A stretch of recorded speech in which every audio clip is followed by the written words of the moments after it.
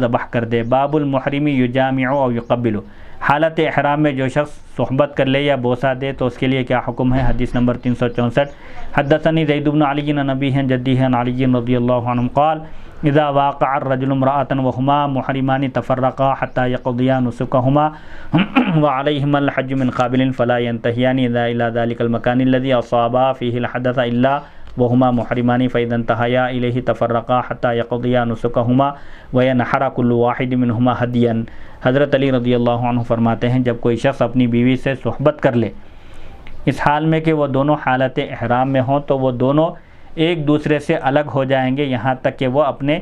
مناسک حج کو پورا کر لیں گے۔ حج کے دیگر ارکان پورے کرنے تک وہ الگ رہیں گے اور ان پر اگلے سال حج کرنا لازم ہوگا۔ صحبت کرنے کی وجہ سے ان کا حج باطل ہو جائے گا، وہ حج ادا نہیں ہوگا، ان پر اس حج کی قضا آئندہ سال لازم ہوگی۔ وہ جب اس مخصوص مقام پر پہنچیں گے جہاں انہوں نے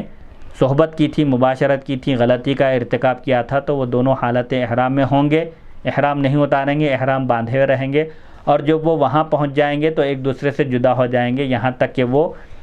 حج کے دیگر افعال ادا کر لیں، اور ان دونوں میں سے ہر ایک قربانی کرے گا۔ یعنی حالت احرام میں جو غلطی ہو گئی ہے اس کی وجہ سے ان پر دم بھی لازم آئے گا، ہر دونوں کو ایک دم دینا لازم ہوگا اور اس حج کی قضا بھی لازم ہوگی۔ حدیث نمبر 365۔ وقال زید بن علی رضی اللہ عنہ من قضى المناسک كلها الا الطواف ثم واقع اهله فسد حجه وعليه الحج من قابل وعليه بدنة لما افسد من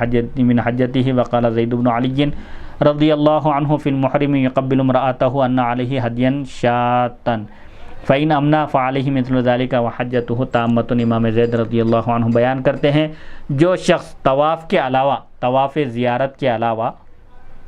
حج کے تمام افعال ادا کر لے اور اس کے بعد اپنی بیوی کے ساتھ صحبت کر لے تو اس کا حج فاسد ہو جائے گا، یعنی اس پر دوبارہ حج کرنا لازم ہوگا اور اس پر اگلے سال حج کرنا لازم ہوگا۔ طواف زیارت سے پہلے یہ چیز حلال نہیں ہے، درست نہیں ہے۔ اگر کوئی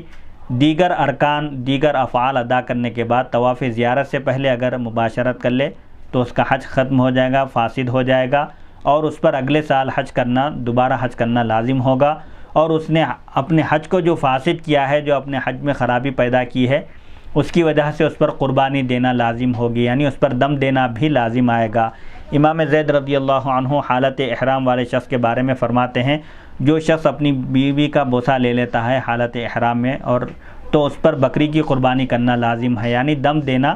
لازم ہوگا، اور اگر اسے انزال ہو جائے، یعنی بوس و کنار میں اگر اس سے انزال ہو جائے اور اس پر غسل فرض ہو جائے تو اس پر اسی کی مانند لازم ہوگا، یعنی ایسے شخص پر بھی جو حالت احرام میں بیوی سے صحبت کر لے اس پر دم دینا لازم ہوگا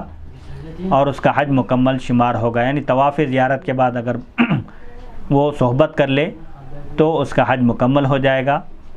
البتہ حالت احرام میں صحبت کرنے کی وجہ سے اس پر دم لازم آئے گا۔